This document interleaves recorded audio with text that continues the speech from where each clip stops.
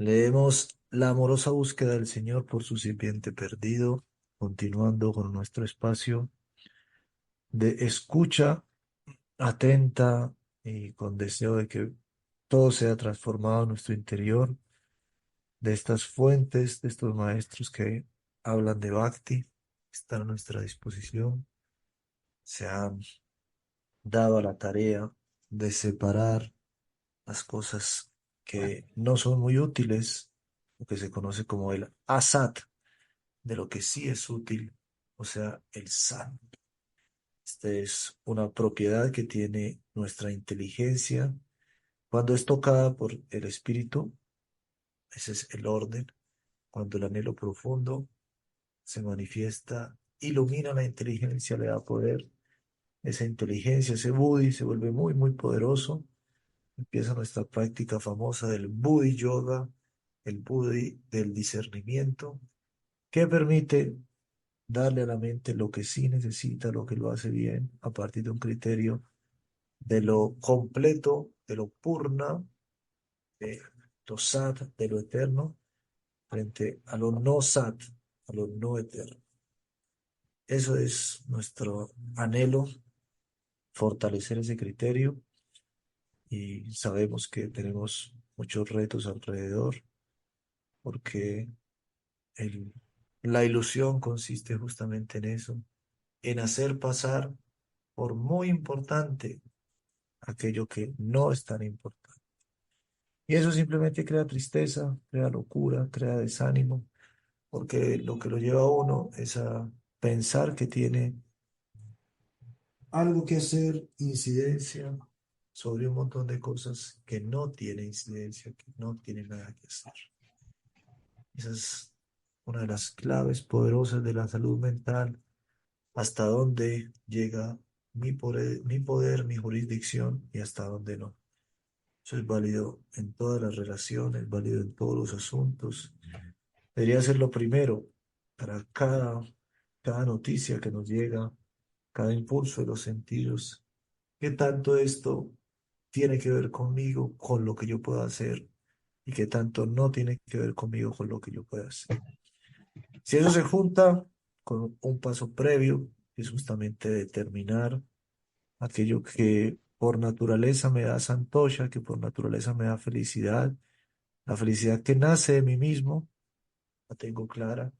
Después voy por el mundo sabiendo qué cosas sí están en relación con con este poder, qué cosas no están en relación con esto, con mi jurisdicción, con lo que quiero sembrar, qué le sirve a mi jardín y qué no. Ahí me voy a volver una persona con criterio, muy importante, con criterio devocional. Y eso es lo que necesitamos. Están los gurús, están los libros, está la gran oferta, a veces también falsa, espiritual, por supuesto. Están las malas interpretaciones, las buenas interpretaciones.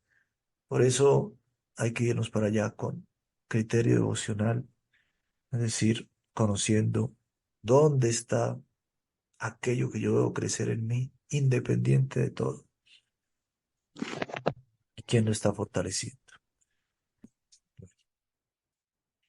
Adán y Eva, dice Silas y Maharaj, desde luego, aquellos que sufren por causa de un arduo trabajo desean descanso.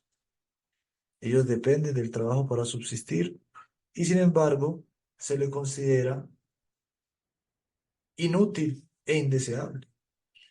Si hemos de vivir, tenemos que trabajar. Entonces tenemos un serio conflicto con el trabajo, con la acción, y eso se expresa en muchas maneras, pero aquí va Silas y Maharaj hacia el fondo. Ustedes saben, cuando estamos hablando del Bhakti, sí consideramos los sentidos, por supuesto, la acción, sí consideramos, por supuesto, el pensamiento, pero el Bhakti indica tu ser se nutre, se mueve. Si quieres ir a la raíz, tienes que ir a tu sentimiento, a lo profundo de tu corazón, que está muy manoseado, a veces ponen a pelear, que la razón contra el corazón, y un montón de cosas así extrañas, pero la estructura del ser explicada por los maestros que ustedes han estudiado muchas veces, que necesitamos seguir estudiando hasta comprenderla más y más, nos habla de esas diferentes instancias. Por eso llegamos al Bhakti. Bhakti Yoga es un acto muy valiente de decir, ok, lo más confidencial, lo más secreto, voy a dejar que sea puesto en estudio, lo voy a revisar.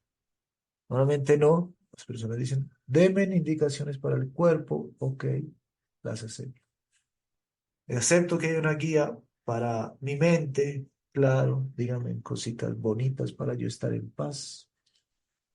Pero si no, vamos ahora a ir a lo profundo de tus creencias, de tu ego. No, no, no, no, no, no. Eso sí, no. Hasta ahí ya no me gustó tanto. Pero aquí cuando nos explican la estructura del ser, eso es dejar el trabajo a medias. Porque sí, los sentidos, dice el Bhagavad Gita, están por encima de la materia burda.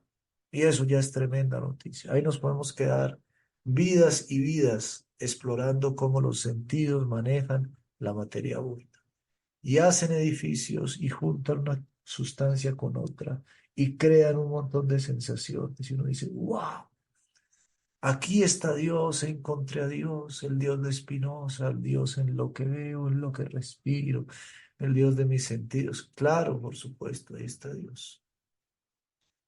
Pero después tú te das cuenta, quizás muchas de esas sensaciones no duran, o el apego a ciertas sensaciones me vuelven también manipulable.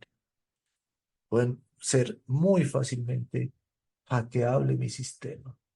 Entonces empezamos a darnos cuenta. Si solo fuera por mis sentidos, y yo digo, este mundo es, mire lo que nos ha dado Dios para disfrutar, sin ninguna otra consideración, ustedes se imaginan la locura que tendríamos. Todo el mundo va por la calle y de repente hay una vitrina con los pasteles y dice, wow, tengo que apreciarlo, aprovechar lo que Dios me dio, no puedo ponerme con ningún tipo de restricciones locas. ¿Para qué complicarme la vida? Acabo de ver un lindo postre en este mostrador. Voy a tomarlo y me lo voy a comer. Mm. ¡Ay, qué lindo sombrero el que acabo de ver que tiene esta persona puesta! Me gustó. Se lo voy a quitar para ponérmelo yo. ¿De quién es? ¿A quién pertenece cada cosa? ¿Cómo nos acercamos? Va a requerir entonces que vamos a un sentido, no solamente de quedarnos celebrando cómo los sentidos son mayores en la materia y cómo lo podemos manipular y tomar. No, sino cuándo, bajo qué método, en dónde, de sacar la patra, en qué momento. Y esa es la acción famosísima de nuestra mente, que puede controlar los sentidos. ¿Para qué? Para refinarlos. La mirada infantil dice, cualquier restricción está en contra de mi libertad. Es un moralismo. Está en contra del placer. Pero el que no es infantil, no hace una pataleta, no tiene tanto, toda esa infantilidad viene del apego, no está tan capturado por el apego, ¿sabe? La mente está dándome mayor placer. Ese es el principio del yoga, muy, muy importante para entender. Ahora que ha salido aquí nuestro Padre Sambrita, está marcado por ese principio. Después dice, ok, la mente puede ayudarme a tener más placer, pero muchas veces puede confundir los criterios. Entonces sabemos, tiene una aliada y nos dice el Bhagavad Gita y superior a la mente es la inteligencia. Pero no solamente vas a refinar, vas a sacar unos ciertos trucos, sino que puedes ir más profundo en el sentido, está tu inteligencia. Y ahí vas a descubrir un placer superior, mucho más civilizado, mucho más refinado, mucho más abarcante. Y después te vas a dar cuenta de esa inteligencia incluso va a tener sus límites y entonces vas a ir, aquí estamos hablando, al espíritu. Entonces el trabajo que se hace con los sentidos, ustedes saben, hay sentidos del conocimiento y sentidos de la acción, muy famosos en el Sankhya, actuamos, recibimos información con cinco sentidos y actuamos con cinco sentidos. y eso nos pone en el trabajo. Pero a veces vemos el trabajo como un problema. Entonces, sin trabajo, decimos, pero ¿trabajar para qué? Pero a la vez, sin trabajo, la vida no tiene honor, es deshonrosa. Dice, por lo general, nuestra ambición es vivir sin trabajar. Estamos buscando una pacífica vida de descanso en la cual no seamos esclavos del trabajo. Esta es la inclinación habitual en nuestra vida de esfuerzo y trabajo. En la Biblia, vemos que cuando Adán y Eva estaban rendidos a Dios en el paraíso, su sustento era automático, pero cuando cayeron, tuvieron que ganar el pan con el sudor de su frente, se vieron forzados a trabajar para subsistir, y esa es una forma de vida baja e ignominiosa. No obstante, si queremos vivir, tenemos que trabajar. ¿Acaso hay una vida en la cual uno pueda vivir sin trabajar? Nos preguntamos. Desde el comienzo de la existencia encontramos esa propensión en nuestras vidas. Por lo tanto, ambicionamos liberarnos del karma. El karma es el cálculo. No estamos cómodos plenamente en el cálculo. No nos gusta las relaciones calculadas. No nos gusta que nuestra vida se resuma en un cálculo. Nos oponemos a ello. También dice, si me ponemos el ejemplo, te voy a presentar a alguien que es muy calculador. Uno inmediatamente dice, no me gusta. ¿No? Dice, qué pereza esa persona tan calculadora.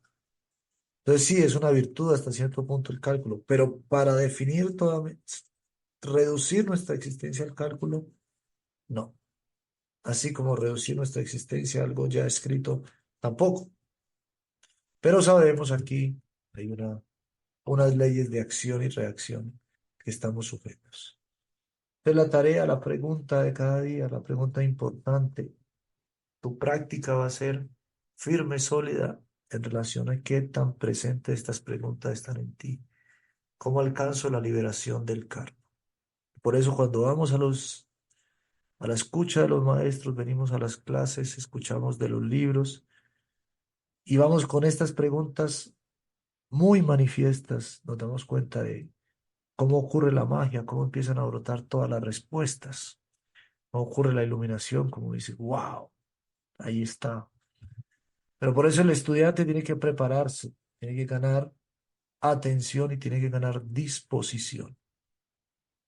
No existe progreso en el yogi sin atención y disposición. Todos los procesos externos que se mencionan en el yoga, todas las técnicas, si lo vemos desde el punto de vista de las técnicas, todas las diferentes angas, si lo vemos desde el punto de vista de las angas, se pueden dividir en externas e internas, en técnicas básicas, técnicas avanzadas.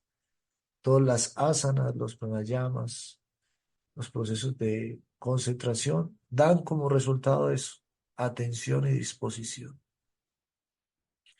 Así que a cultivarlos, a darle, a celebrar el hecho de que el Bhakti nos permita llenar esto de afecto y de sentimiento, de revisar nuestro afecto y sentimiento. Porque ahí tomamos un atajo muy poderoso para nuestra mente. Nuestra mente le cuesta memorizar cosas, pero cuando algo le importa mucho, no. A nuestra mente le cuesta memorizar, poner atención, pero cuando hay un sentimiento involucrado, no. Por eso no se acuerda de cuando le robaron, que involucra un sentimiento de temor. Por eso uno puede recordar los cumpleaños, llenar la vida de sentimientos. De hecho, para eso están todas nuestras celebraciones, para ese recuerdo. Aquí vamos a leer Buda y Sankara, dos famosos personajes, personalidades, Buda y Sankara. Tanto la escuela budista como la escuela Sankara quieren descubrir un lugar donde se pueda vivir sin trabajar.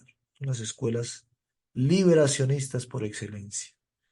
Buda dice que la propia vida es innecesaria, que en realidad el trabajo, la vida y la existencia no existen. Según la escuela budista, podemos prescindir de nuestra existencia. Tenemos la manía de preservar nuestra existencia en este mundo de lucha, así que tenemos que deshacernos de esa manía. ¿Para qué vivir? Así los budistas abogan por el nirvana, la cesación de la existencia.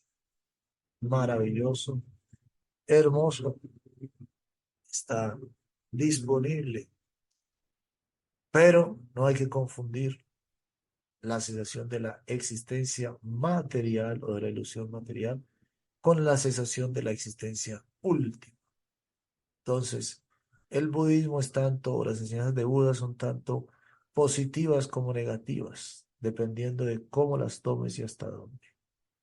Si las tomas como un fin en sí mismo, cosa que se puede entender al estudiar ampliamente las enseñanzas, no como fin en sí mismo, entonces van a serte positivas. Pero hay un peligro donde tú te antojas por despecho, no tienes un corazón muy puro todavía, todavía estás muy lleno de quiero es liberarme de todo esto.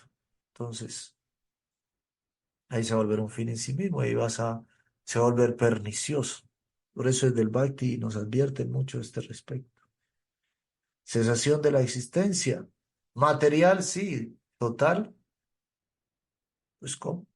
Ahora, si solo estás concibiendo la existencia material o estás demasiado atrapado en la existencia material, te puede servir de estímulo, pero cuidado. Por otra parte, Sankaracharya dice, por supuesto que hay vida, pero esta vida es indeseable. Siempre estamos sufriendo de algún mal y existe una fuerza que constantemente nos está menoscabando hasta que por fin morimos. Enfrentamos el desafío de una muerte lenta, de un lento veneno. Es cierto que la vida en este mundo de la muerte es indeseable, en este mundo de la muerte. Pero ¿cuál es la solución? Sankara dice que el esfuerzo para mantener nuestro ser individual es indeseable. No hay posibilidad alguna de preservar la individualidad y al mismo tiempo disfrutar de paz verdadera, de paz eterna. Entonces no va a cesar la existencia, va a cesar, dice Sankara, la existencia, pero material. La idea de que eres un individuo, de que estás separado de todo. Digamos, toda idea de separación en el sentido de tomar una individualidad propia. De ponte que el Veda habla, no, no hay separación, pero en el sentido de que dos cosas que se aman están juntas, no en el sentido de que se amalgaman. Lo hemos conversado, es una importante diferencia. Dice, por consiguiente, Sankaracharya, tenemos que abandonar el encanto de nuestra vida individual. Según Sankara, hay un espíritu universal y ese es un concepto bienaventurado. Somos simples reflejos de ese espíritu. Ese espíritu se ha reflejado en todas partes. De alguna manera, él ha creado este misterioso ego o conciencia individual. No debemos sentirnos ansiosos por preservar este falso ego, debemos disolverlo. Y cuando lo logremos, descubriremos que solo el espíritu permanece. Así nos fundimos en el todo espiritual que es bienaventurado. ¿Sí? No se sabe cómo, se dividió un poco en diferentes pequeños hitos, y ese es el problema, el espíritu de separación, que te sientas una cosa distinta y todo. Una vez anules tu individualidad, ¡pum!, ya quedas libre. Podemos ver cómo estas noticias a veces nos parecen muy chéveres. Podemos estar aquí reforzando la idea y explicando la idea de lo importante de la unión, de la disolución del ego, y de cómo se forma y de cómo nos vamos apegando y de cómo tú dices, no es conmigo, no están hablando, cuánto alivio da todo eso. Y también podemos hablar un rato de lo triste que sería perder la individualidad. Y muchas veces eso va a depender del estado de ánimo que tengamos y tenemos que reconocer para poder darnos cuenta, bueno, más allá de mi estado de ánimo, ¿qué verdaderamente quiero y anhelo? Es una pregunta muy seria. Hay que darle espacio a eso. A veces no se le da espacio a ese pensamiento, pero eso no es bueno, porque uno debería tomarse el espacio de decir, ¿quiero liberación impersonal o quiero liberación personal? Ujú. Es una pregunta larga, pero es importante hacerla para poder entender una u otra en lo profundo, para poderlas asumir en lo profundo. Y claro, va a depender del momento, decimos del carácter, hay que saber. Yo digo, es un estado de ánimo, sí, tenemos que reconocer que estamos movidos a veces por el estado de ánimo. Pero una vez que se haya hecho esa pregunta, entonces, o cuando sabemos que la tenemos libremente planteada, vamos a poder dejar que los efectos de cada una de las respuestas sí sean sentidos. No condicionadas, ¿no? Me tocó decir que este lado está bueno porque ya fue el que compré, ¿no? Deliberé. Y como sé que si no me gusta, lo puedo devolver, ahora sí me voy a preguntar seriamente si me gusta o no me gusta. Eso es muy chévere. Eso está en las grandes empresas. Si no te gusta, te devolvemos el dinero. Para que no te quedes ahí, te gustó porque dijiste que sí, coartado, condicionado. Eso tenemos que reclamar. Nuestra libertad nunca se pierde para poderla entregar bien. Y una vez entregado bien, entonces dice, sí, no me devuelvan el dinero, porque sí me gusta. No me devuelvan el dinero porque sí está bueno el producto. Entonces, ahí es cuando la práctica del bhakti, y podemos decir del impersonalismo también, pero en nuestro caso la práctica del bhakti, que es de la que damos testimonio y compartimos y nos enriquecemos, se vuelve verdaderamente algo libre, sensato, chévere. Hay que quitarle todo lo demás, porque eso viene de muchas maneras, la coacción puede ir de muchas maneras. De hecho, es muy fácil confundir, o el ánimo que necesitamos es muy fácil que se vuelva coacción. No es tan clara la diferencia entre querer encajar y querer pertenecer. No es tan sencillo. Pero necesitamos entusiasmo porque no se puede eliminar.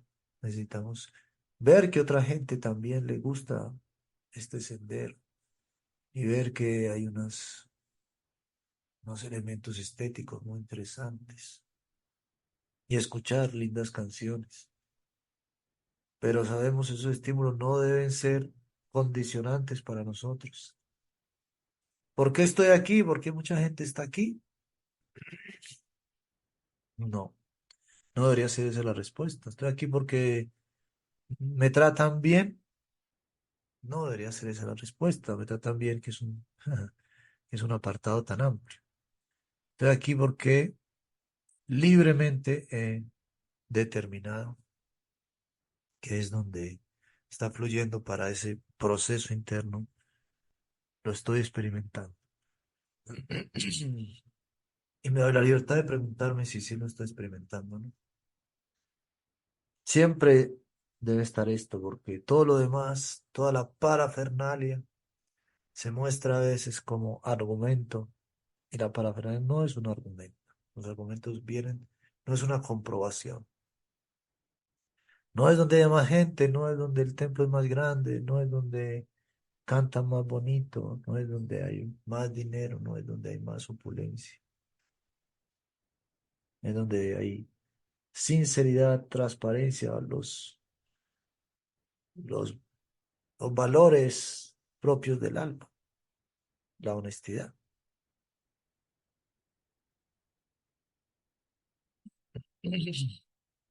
Pero no puedes permitirte ser honesto cuando estás condicionado, ese es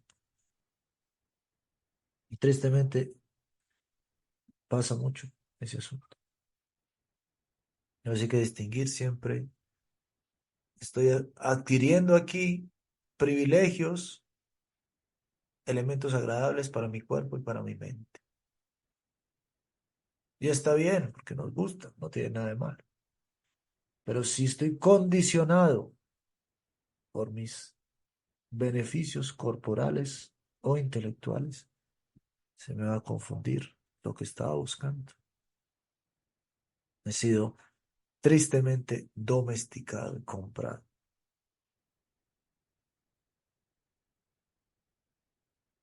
Dice Sila Siddhar Maharaj, en nuestra condición actual no puede haber una cura para la enfermedad de la muerte. A cada instante nos estamos perdiendo de una u otra manera. Esto no tiene solución. Buda y Sankara apenas nos han dado una solución parcial, porque evidentemente en este mundo quien se identifica con el cuerpo, qué buena conclusión puede sacar, qué esperanza nos puede dar, qué buena noticia nos puede dar.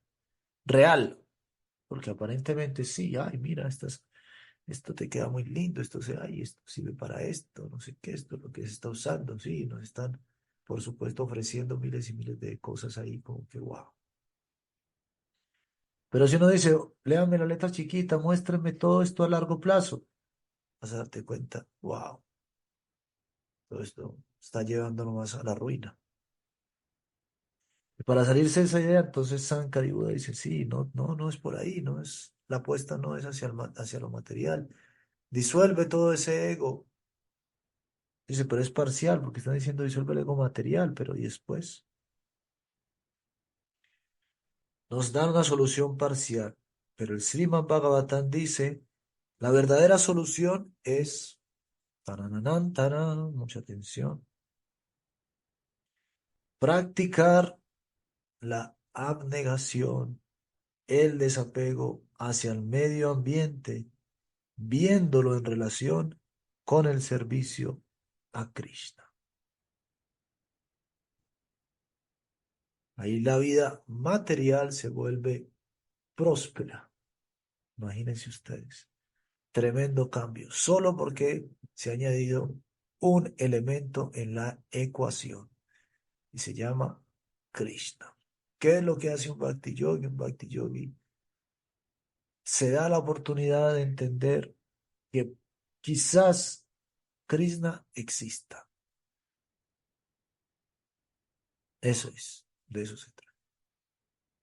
Pone su fe en un quizás, porque es un explorador, por supuesto, y porque siente una inclinación, y por muchas otras razones, o de hecho, sin razón, porque ha recibido la misericordia de que esto le pase. Así toma ese riesgo, ese quizás. ¿Qué decimos es necesario siempre para todo? Para todo. Porque la extrema duda no te permite ni tomar agua. Seguramente habrá alguien en la vida, en la historia del mundo, que fue a comprar un agua y esa agua tenía algún tipo de bacteria por cierta circunstancia y lo mató esa. Entonces, cada que tomamos agua, nos estamos arriesgando, imagínense ustedes. Entonces, necesitamos el riesgo de los miles de riesgos que tenemos que tomar para vivir. Se nos pide a uno, toma el riesgo de pensar, ¿y qué tal si Krishna sí es el Señor Supremo? ¿Qué tal si sí existe? Muy lindo, así se puede empezar, ¿no? Nadie se tiene que ver forzado a eso, lo otro es una imposición. Pero es muy, muy profundo eso, ¿no? Es un diálogo ahí muy, muy interno, porque Krishna, de hecho, va para cada uno a sonreír de diferentes maneras. Y entonces lo siguiente es, y ante esa presencia de Krishna, si yo a todos mis análisis le pongo Krishna, wow, todo se soluciona. Puedes poner cualquier cosa, todo lo arregla. Es el comodín, por decirlo de alguna manera, en el buen sentido, ¿no? ¿De qué quieres? ¿De qué necesitas? Quiero que esto dé positivo. Plum, ponle Krishna y por más que esté rara la ecuación, mágicamente da positivo. Krishna tiene el poder de permitir que todo lo material se espiritualice. Esa es la solución final. Entonces ya no va a haber una pelea con el trabajo. Ya no va a haber una pelea con la existencia individual, ya no va a haber una pelea con la existencia individual material. Ya incluso eso que no es tuyo, que no lo necesitas, que tiene que eliminar, va a volverse fuente de, no de rechazo, de trabajo, en pos de un propósito. Dice, ese conocimiento, bueno, y eso es lo que nos están enseñando, eso es el entrenamiento en el Bhakti, básicamente. Entrenamiento en el Bhakti es cómo hacer eso. Cómo si, sin ser sajayillas, sin ser imitacionistas, sin darnos las de no sé qué, ponemos el elemento Krishna en nuestra vida. Ese es el cuidado, por eso necesitamos una tan buena compañía, por eso hay que fortalecer nuestro Sangha, tanto lo decimos. En el Sangha, ¿qué me están enseñando? A que el concepto Krishna sí sea presente, sí esté presente en mi vida, porque van a surgir un montón de locuras mentales, y cuando yo lo considero presente, sí esté correctamente presente en mi vida. Tenemos que desarrollar sentido de pertenencia con el Sangha en plena libertad. Aquí estoy, aquí me gusta estar, aquí pregunto, aquí encuentro alimento, aquí quiero proponer cosas para hacer, aquí quiero transformar mi barrio, aquí quiero repartir prasada, de esto quiero hablar, aquí me siento respaldado, escuchado, querido. Muy importante, muy bonito, supremamente bonito. El Sangha dice, por la correcta asociación, en un segundo de correcta asociación, se transforma toda la vida. Así dice la escritura, muy bellamente.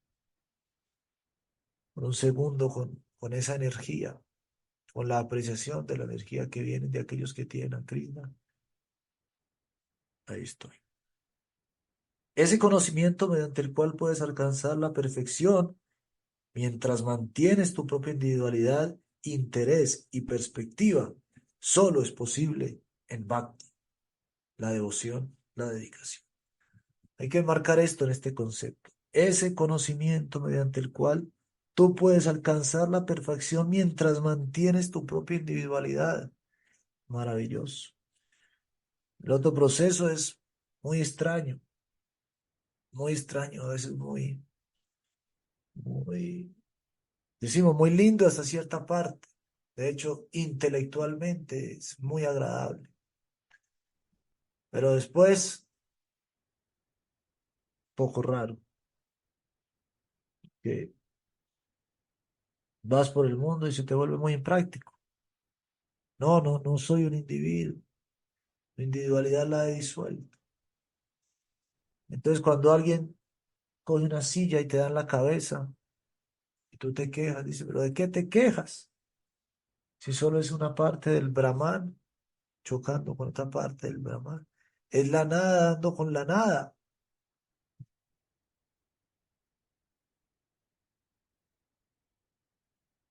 Mm. Uno se queja, ¿no? Entonces, ahí hay un fenómeno impráctico. Mientras que en el Bhakti dice, mantén tu individualidad, tu interés y perspectiva. Qué cosa tan maravillosa. Pero te permite liberarte a la vez que quedas individualmente libre. Y eso se llama bhakti, devoción, dedicación. Eso es cuando entra el elemento Krishna. En la explotación tú tienes que morir y en la renunciación te fundes con una especie de nada, con el viraya, un Brahma loka, en una región ignota para jamás salir de allí. Sin embargo, yo recomiendo el tipo de renunciación y de conocimiento incluidos en la dedicación a Krishna. Si así lo aceptas, entonces tu ser individual, tu verdadero ser, podrá vivir por siempre una vida de felicidad. Eso es. Tienes individualidad. ¿Para qué? En función de Krishna. Ahí está. Una nueva mirada a todas las cosas. Ya no son para que yo las tome, ya no son para que yo renuncie a ellas, son para dedicárselas a otro. Tremendo cambio en la ecuación, pero muy, muy maravilloso. Esto piensa uno, o es para mí o es para nadie. Imagínense. Es para mí, lo voy a explotar. Después me doy cuenta, no, no funciona así. Ah, bueno, entonces, que no exista el disfrute. Si yo no era el centro, que no exista el disfrute. Que todo se acabe. Por eso Krishna dice, no es para ti, no es para nadie, es para mí. Ensaya esa fórmula, a ver qué te parece. Y así funciona, eso es el Bhakti. Naiskarmia significa trabajo libre de dolor. Naiskarmia. La función innata del alma es el trabajo por amor. En nuestro concepto ordinario, el trabajo acarrea una reacción. Mientras trabajamos, las cosas mengúan, se desvanecen, atacadas por la muerte. No obstante, todas esas dificultades han sido eliminadas gracias a las recomendaciones dadas en el Srimad Bhagavatam. El Srimad Bhagavatam aboga por Vairagya y Jnana, abrazados por Bhakti, una vida de dedicación. El Bhagavatam dice, deshazte de la explotación y la renuncia, no tienes que depender de ellas. La dedicación puede absorberlas a ambas. La renunciación y el conocimiento son completos en la devoción. Al mismo tiempo, puedes mantener tu individualidad. Ahí tenemos. El que da sabor a todos los yogas es el Bhakti Yoga. Ese es el que los hace que valgan la pena. Todo el yoga que te permite acumular poder puede ser muy peligroso. Todo el yoga que te permite adquirir conocimiento puede ser muy peligroso. Pero el poder y el conocimiento van a estar sanos, van a poderse utilizar bien. Cuando encuentran a qué dedicarse, cuando encuentran el bhakti. Poder sin bhakti se vuelve explotación. Las técnicas del yoga, como las asanas y los pranayamas, aumentan nuestro poder. Pero alguien que tiene poder y no entiende que él no es el centro, ¿para qué va a utilizar el poder? Para sí mismo, o sea, va a explotar. Las técnicas de el Jnana Yoga, el análisis, el conocimiento, los mantras y su recitación, todo eso, todo ese conocimiento, sin bhakti, se vuelve renuncia seca. Entonces, distancia del mundo, idea de superioridad, todo hacia adentro, pocas y pésimas habilidades para ir al mundo, poco sentido de compartir, solo un poquito de renuncia y frialdad. Ese es el cultivo del conocimiento sin el bhakti. Entonces tenemos que liberarnos de la tendencia a explotar que nos va a surgir de acumular poder, de la tendencia a la renuncia seca que nos va a surgir de acumular conocimiento. ¿Y eso cómo se hace? Con la dedicación, con el proceso de Krishna. Y vamos a entrar a la ciencia de Krishna de forma que sí sea práctica y entregada y manifestada a nosotros muy sensiblemente, gracias a los maestros que han entendido nuestra condición, que se han tomado ese trabajo así para entregar algo muy valioso. Hay que llevarlo personalmente, hay que entender las circunstancias.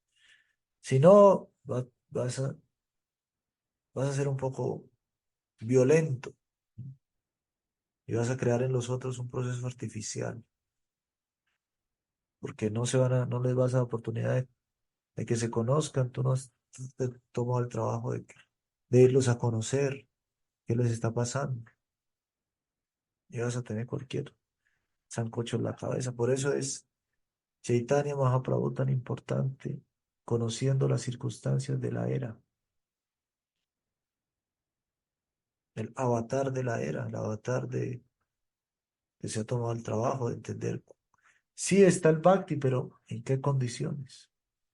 Y por eso Bhaktivinoda Thakur, Srila Bhaktisiddhanta Saraswati y Srila Prabhupada se tomó el trabajo de venir hasta Occidente, de planear venir hasta Occidente y de venir hasta Occidente para conocer aquí qué es lo que estaba pasando y cómo, y acompañar el proceso.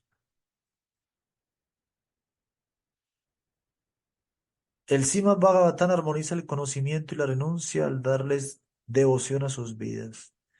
A través de la devoción podemos preservar nuestra individualidad, nuestra actividad, nuestra perspectiva y simultáneamente encontrar paz y éxtasis interminables en la vida. El Srimad Bhagavatam nos ofrece una vida feliz, eterna, con simple agregar dedicación a Guiana y Karma. Ahí está. Uno trabajará o actuará con energía, pero no caerá bajo la jurisdicción del karma, el cual acarrea reacción. Nuestra energía será utilizada para el centro. El Bhagavad Gita nos dice, trabaja exclusivamente para el centro. De lo contrario, te verás atado a la reacción. Así pues está claro que tenemos la posibilidad de una vida encomiable si nos consagramos al centro supremo. Eso no es deshonroso ni agotador, tampoco es ignorancia. Por lo tanto, debemos tomar este sendero que nos recomienda el Srimad Bhagavatam.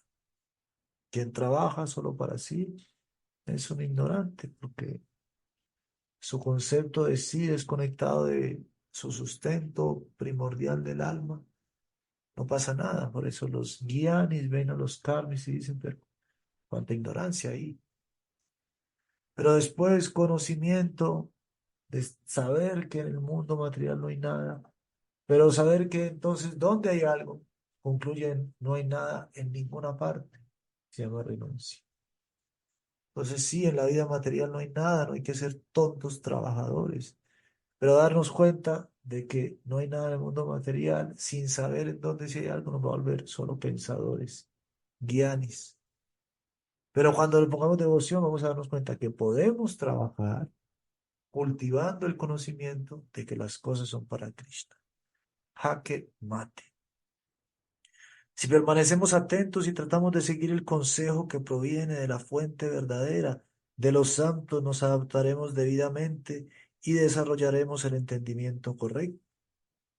Todo será armonizado. Aquel que logra esta comprensión triunfará sobre las demás sugerencias o concepciones del conocimiento. Solo a través de la devoción, de la dedicación a Krishna, podremos liberarnos fácilmente de la ignorancia en este mundo de sufrimiento. Ahí está, jaque mate, la fórmula es eso. Sí queremos conocimiento, pero que no sea un problema, no queremos ser burritos ahí nomás con la zanahoria al frente que nunca alcanzamos. Así habla la metáfora del trabajador furtivo, que el amo al burro para que camine le pone una zanahoria al frente con un palo, y él camina, pero como está caminando, la zanahoria también se aleja. No, no queremos eso. Queremos trabajar con conocimiento de Cristo. Ese es Bhakti Yoga, esa es la conclusión de todo el Bhagavad Gita. Y eso está enfatizado en el Bhagavatam. Vengan lectores del Bhagavatam a escuchar las historias de los santos y los sabios en el bosque de Naimisaranya, narrado por Sutta Goswami, para descubrir cómo ir profundamente en estas enseñanzas. Ahora, por la gracia de Krishna, que se ha manifestado en el anhelo de todos ustedes, todos los martes a las 6:30 de la mañana estamos estudiando el Bhagavatam. Es una súper alegría porque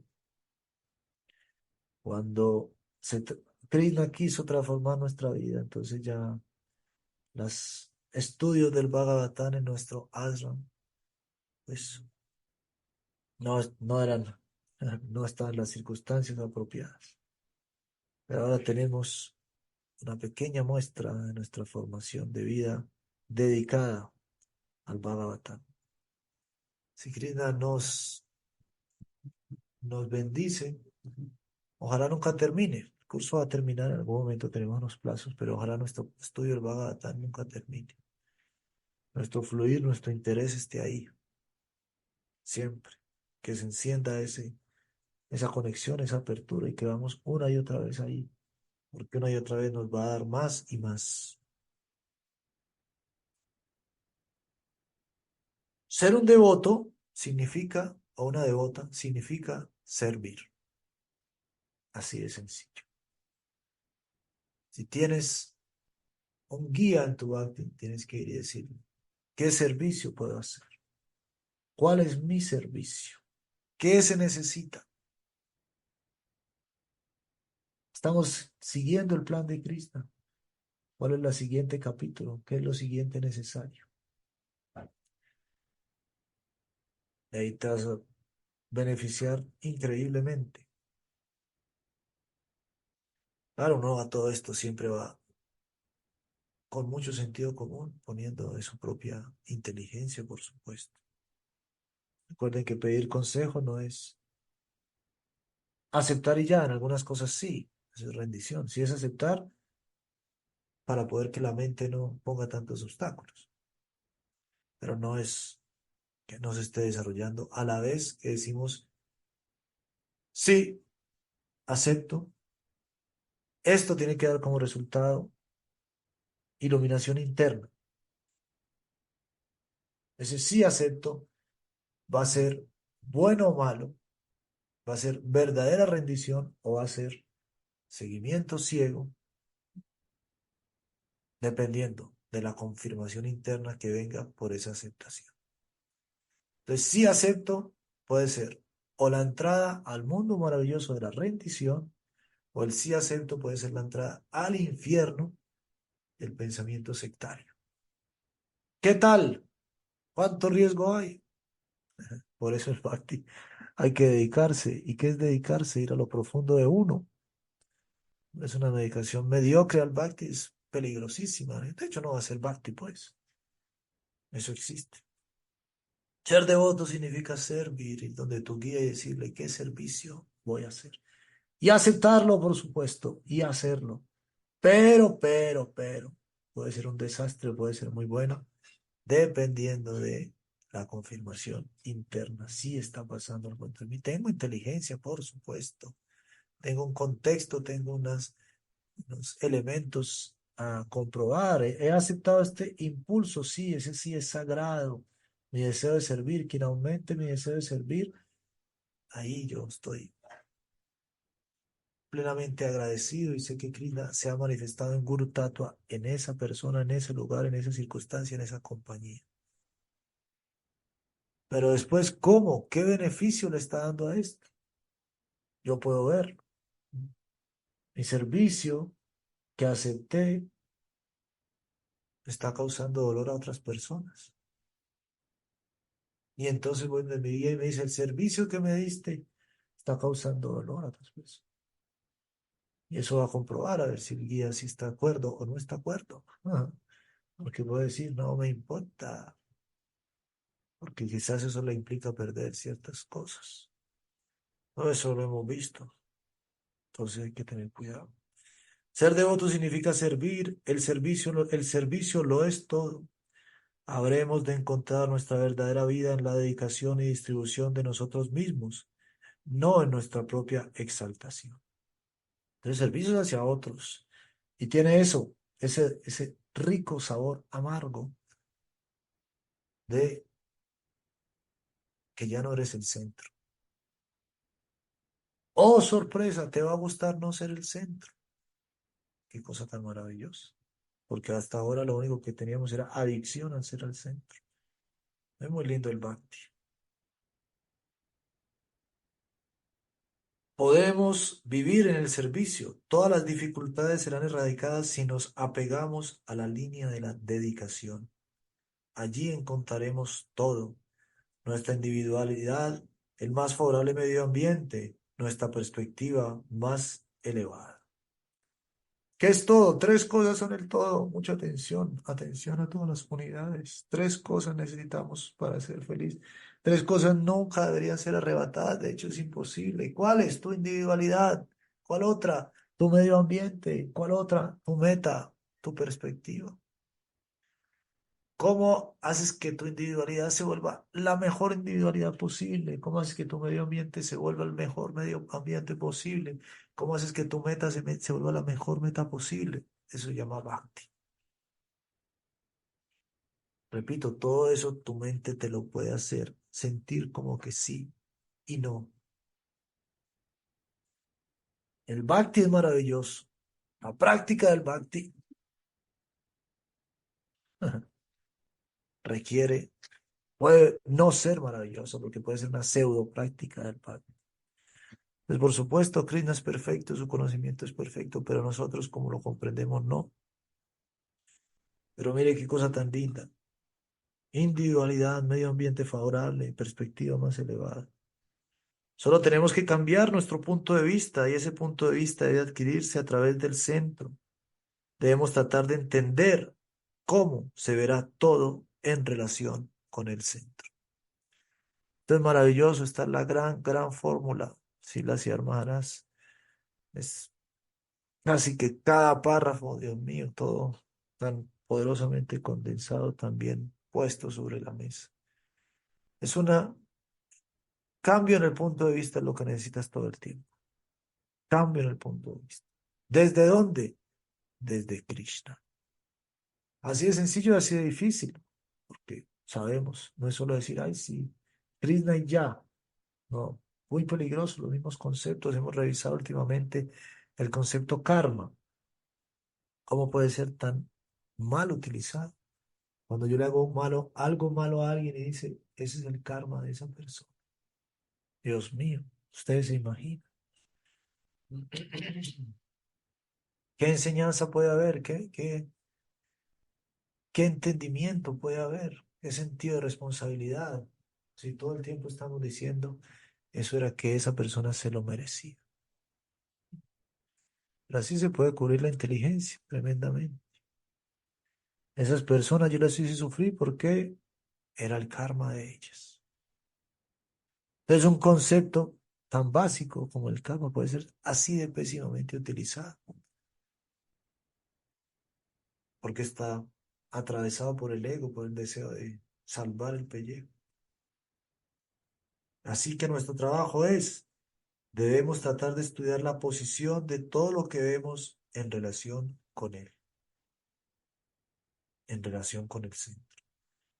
Que ubicar o calcular cuál es su posición en relación con el centro y con esa perspectiva establecer nuestra relación con todas las cosas. Si podemos desarrollar esa visión, se nos librará de todo lo indeseable. Esta es la enseñanza del Srimad Bhagavatam. Esta es la característica de la filosofía Bhagavata. Ella siempre trata de establecer el concepto del amor divino, del sentimiento divino, de perspectiva divina, por encima del intelectualismo y el predominio sobre la energía. Los señores del poder y los señores del conocimiento no tienen importancia alguna si les falta el señor del amor. Por otra parte, si aquel que carece de conocimiento y poder tiene la posibilidad de entrar en la región del amor, su vida es un éxito. Su desplazamiento ya no será considerado como un trabajo que genera reacción karma, y su conocimiento será conocimiento verdadero acerca de Krishna, Sambandha Gyana.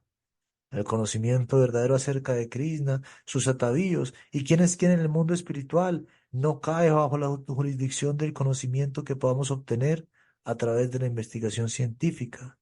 No es así, sino que es completo en sí mismo.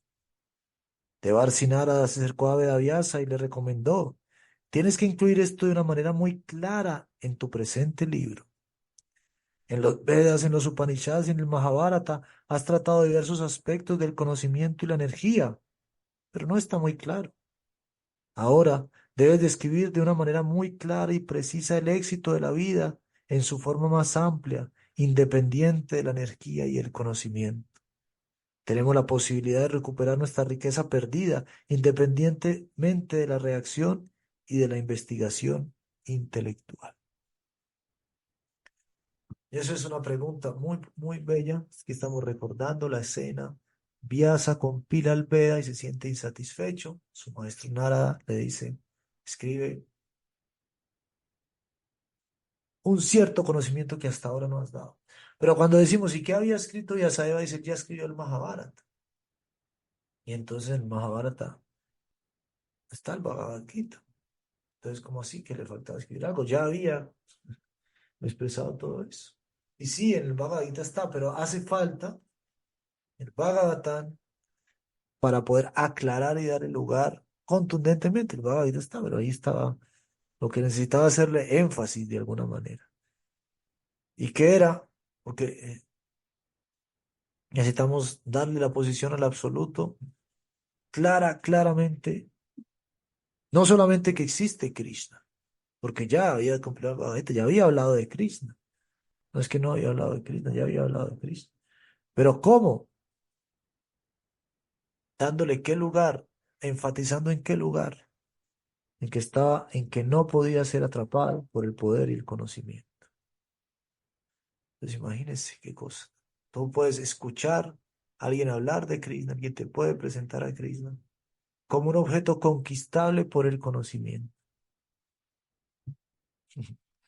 Por eso, la escucha de las clases en el Bhakti no es una escucha intelectual.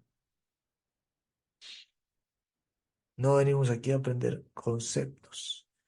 Venimos a darle el lugar a esos conceptos frente a Krishna.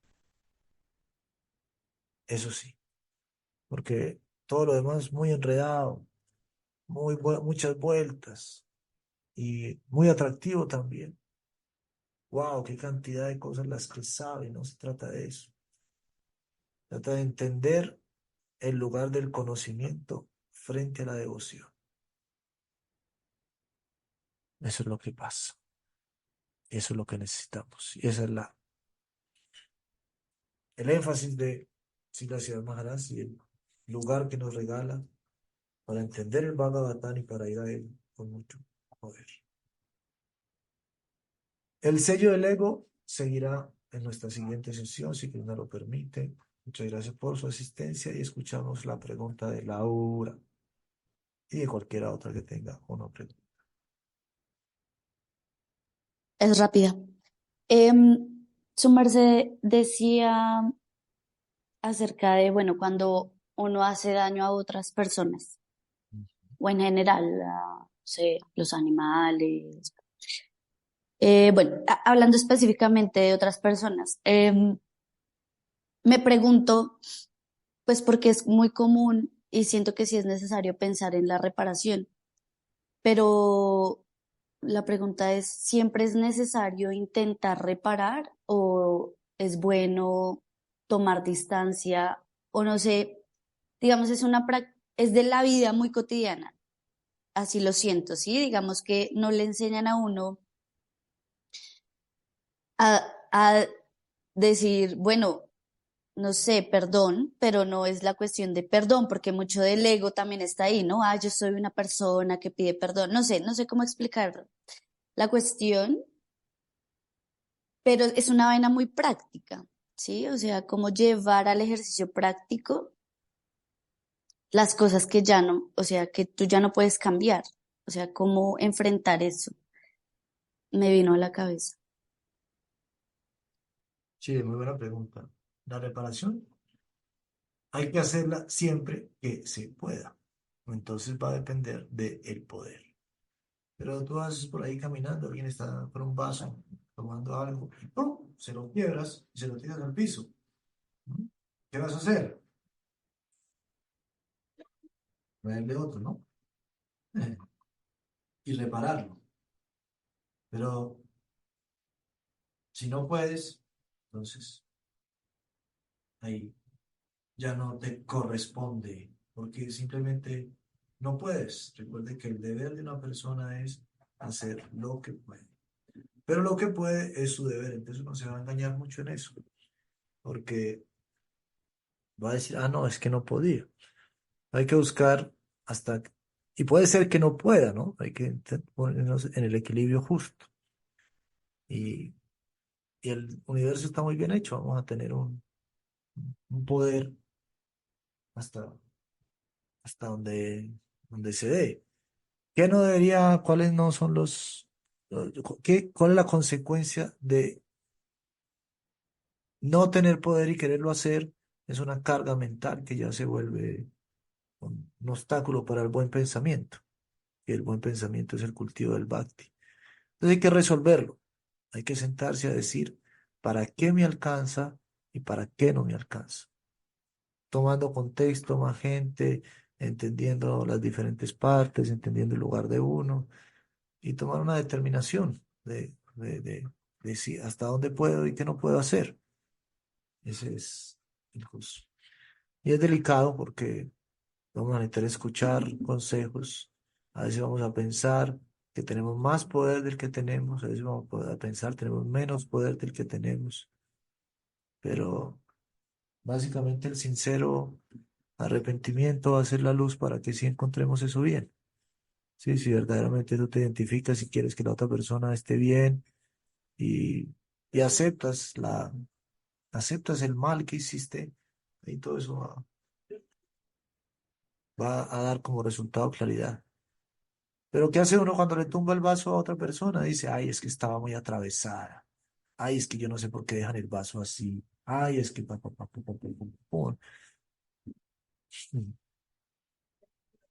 Hay que aceptarlo. Nosotros vemos que lo que pasa con la gente que no repara, que no lo acepta. Aunque aparentemente lo acepta, como estás diciendo, ay, perdón. Ajá. Pero perdón significa, o sea, muestra que sí, entendiste que hiciste mal, al demostrar un serio anhelo de reparación. Es decir, ay, perdón, ya reparé. De todo eso hay, tú sabes, la gente que no quiere pagarle a la otra gente el sueldo y dice, estoy en quiebra, se declaran en quiebra. Y es un montón de gente con hambre, y se va para no sé dónde y dice, no, me declaré en quiebra.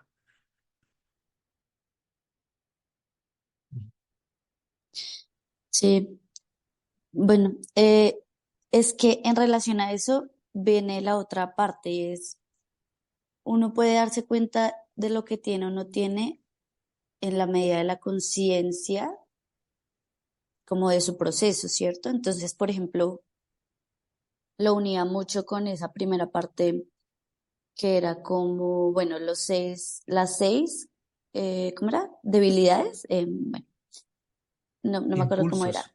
Los seis impulsos, ¿no? Con esos impulsos, bueno, uno puede hacer mucho daño, ¿no? Y luego pensaba,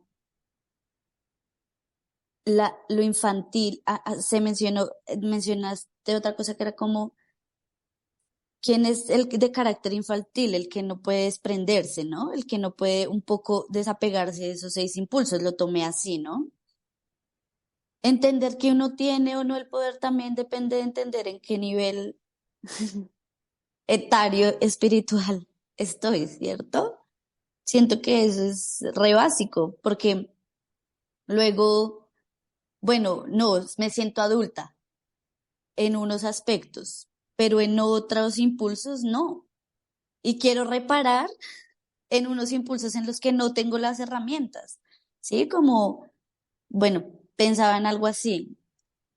Sí está muy relacionado, ¿no? Como a esa conciencia del lugar etario, espiritual, voy a llamarlo así, en el que uno está. Ya era un poco eso. Ujú. Sí, sí, sí, exactamente. Tal cual, por eso hemos insistido aquí. La belleza es saber en qué lugar está uno. Pero eso necesita hacerle como el GPS, ¿no? Para saber dónde está algo, necesitas triangularlo. ¿Sí? ¿Dónde está cuál es la distancia con el cielo, con la pared y con el suelo? Y te das cuenta de dónde está. Entonces hay que triangular a través de Guru, Sadhu y Sastra. Famosos elementos de nuestra práctica. Nos vemos, Gaura Premanandi.